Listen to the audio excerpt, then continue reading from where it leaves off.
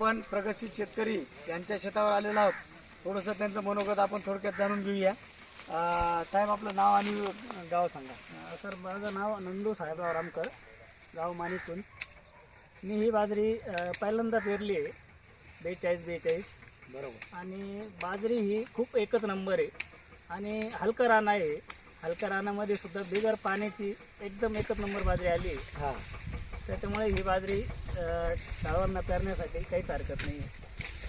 आणि माझा mobile number 7020885589.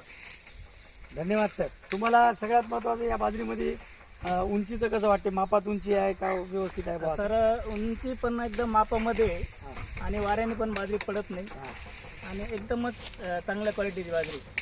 धन्यवाद धन्यवाद. पक्षी उडवायला जायची गरज आली का? पक्षी उडवायची सुद्धा गरज नाही. पक्षी पण त्याला खात नाही एवढे. पक्षी पण उडवायची वर गरज काटा असल्यामुळे त्याला वर त्याला पक्षीचं पण काटा आहे. नियंत्रण आहे. नाही. काटामुळे पण त्या पक्षीला खाता येत नाही. त्याच्यामुळे पक्षी पण उडवायची गरज आलेली नाही. आणि फुटे पण कशी वाटली आपल्याला? तो पण एकच नंबर आहे सर. बाजरी बघा, ताड बघा, एकच नंबर आहे आणि खायला पण एकदम चविष्ट आहे, चांगली आहे आणि पेरण्यासाठी काहीच अडचण नाही बाजरी. बघू शकता साहेबाकडे कापणी चालू आहे. हे ताई पण आहे इकडं. बाकी कापणी चालू आहे बघा.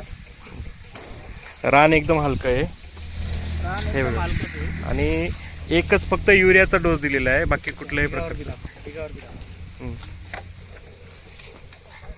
खत वगैरे काहीच लावलेलं नाही, फक्त नॉर्मल विरा दिलेला आहे. बघितलं तरी तर तुमच्या गावात भरपूर बाजार पडलेले. हो.